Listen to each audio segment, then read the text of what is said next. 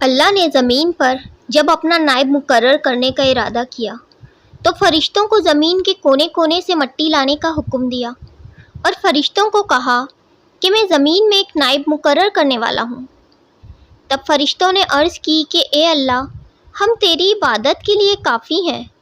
انسان زمین پر فساد برپا کرے گا اور خون ریزیاں کرے گا۔ فرشتوں کا استفسار کسی حسد، جلن یا اعتراض کی بنا پہ نہ تھا اور نہ ہی وہ اللہ کی شان کے منکر تھے، بلکہ وہ صرف جاننا چاہتے تھے کہ آدم کی تخلیق میں کون سا راز چھپا ہوا ہے۔ تب اللہ نے فرشتوں سے کہا، میں وہ جانتا ہوں جو تم نہیں جانتے۔ پھر اللہ نے آدم کو تمام اشیاء کے نام سکھا دیے۔ پھر فرشتوں سے ان اشیاء کے نام پوچھے۔ فرشتے لا علم تھے، وہ نہیں بتا پائے، اور حضرت آدم علیہ السلام نے ان اشیاء کے نام بتا دیے۔ تب اللہ نے سب کو حکم دیا کہ سجدے میں گر جاؤ اور آدم کو سجدہ کرو۔ فرشتے اللہ کا حکم پورا کرنے لگے، مگر ابلیس نے انکار کیا۔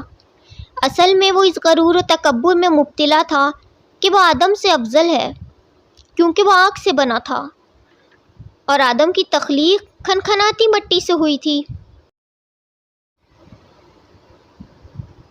چنانچہ ابلیس کو اپنا آپ اعلیٰ اور برتر لگا۔ اللہ نے ابلیس سے پوچھا کہ تجھے سجدہ کرنے سے کس چیز نے روکا، جبکہ تجھے میں نے سجدے کا حکم دیا؟ تب ابلیس نے کہا، میں آدم سے بہتر ہوں، میں آگ سے بنا ہوں، جبکہ یہ کیچڑ سے۔ تب اللہ نے ابلیس کو حکم دیا کہ جا، تو یہاں سے نکل جا، تو آج سے مردود ہے اور بے شک تجھ پہ لعنت ہے روز جزا تک۔ تب ابلیس نے اللہ سے مہلت مانگی اور کہا کہ اسے قیامت کے دن تک کی مہلت دی جائے۔ اللہ نے اسے اس کے غرور کی سزا کے طور پہ ملعون کیا اور وقت مقرر تک ابلیس کو مہلت دے دی گئی۔ ابلیس نے کہا، اے رب، تو نے آدم کی وجہ سے مجھے بھٹکا دیا،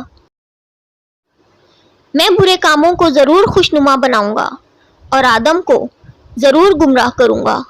اللہ نے فرمایا، جا، چلا جا، جو تیری پیروی کرے گا میں جہنم کو تجھ سے اور ان سے بھر دوں گا، مگر جو میرے بندے ہوں گے ان پہ تیرا غلبہ نہ ہو سکے گا۔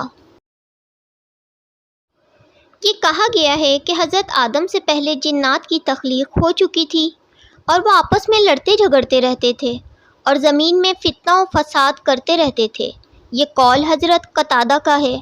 حضرت عبداللہ بن عمر فرماتے ہیں، حضرت آدم کی پیدائش سے 2000 سال قبل جنات کی تخلیق ہو چکی تھی اور وہ آپس میں لڑائی جھگڑا، جنگ و جدل اور خون ریزیاں کرتے رہتے تھے۔ جب وہ نافرمانی میں حد سے بڑھ گئے تو اللہ تعالیٰ نے فرشتوں کی ایک جماعت بھیجی۔ فرشتوں کی اس جماعت نے سرکش جنات کو سمندروں اور جزیروں کی طرف بھگا دیا۔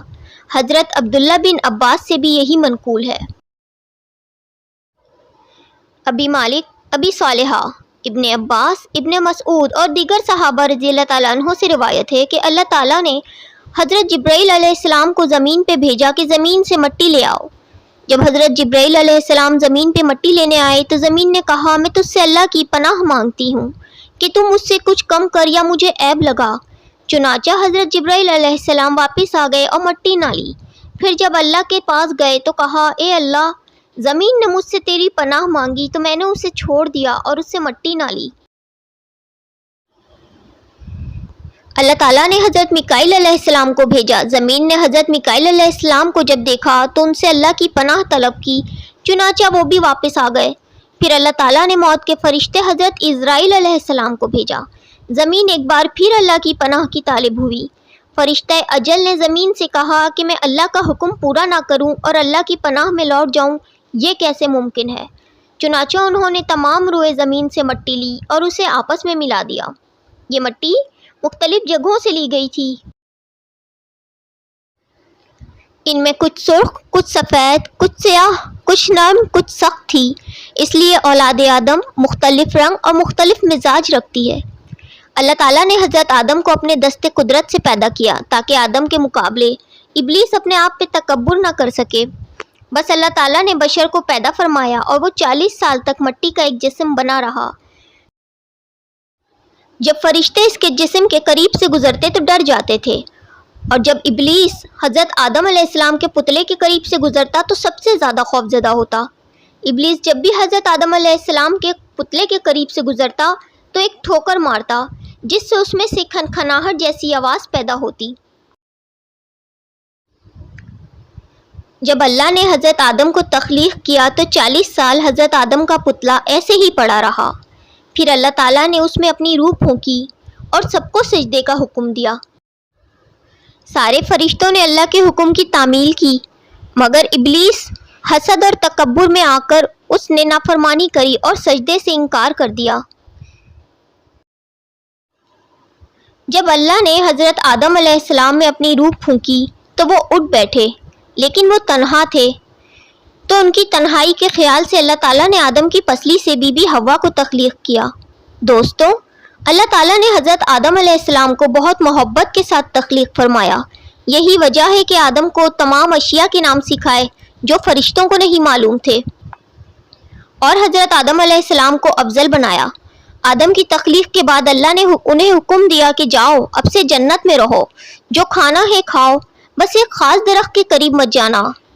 دوستو، ابلیس حضرت آدم علیہ السلام کا ایک ایسا دشمن ہے جو ہر وقت چوکنا اور گھات لگائے رہتا ہے۔ ابلیس نے جب حضرت آدم اور بی بی حوا کو دیکھا تو ان کے دلوں میں وسوسہ ڈالا، اور اس وسوسے میں آ کر ان دونوں نے اس خاص درخت کے پاس جا کے اس کا پھل کھا لیا۔ وہ پھل کھاتے ہی ان کے جسموں سے جنت کا لباس اتر گیا اور حضرت آدم اور بی بی حوا کا ستر کھل گیا، جس سے گھبرا کر وہ پتوں سے اپنے جسم کو ڈھانپنے لگے اور یوں اللہ تعالیٰ کے حکم کی نافرمانی کر بیٹھے، جس کی پاداش میں حضرت آدم اور بی بی حوا کو جنت سے نکال کے زمین پہ پھینک دیا گیا۔ دوستو، جس طرح ابلیس کو قیامت تک کی مہلت دی گئی ہے، اسی طرح اولاد آدم کو بھی مہلت دی گئی ہے۔ اولاد آدم اپنی موت تک اگر گناہوں سے توبہ کر لے تو اللہ تعالیٰ اسے معاف فرما کر جنت میں داخل کر دے گا، اور لیکن اگر وہ نافرمانی اور سرکشی سے باز نہ آیا اور ابلیس کا پیروکار بن گیا تو اللہ تعالیٰ ابلیس کے ساتھ ابن آدم کو بھی جہنم میں ڈال دے گا۔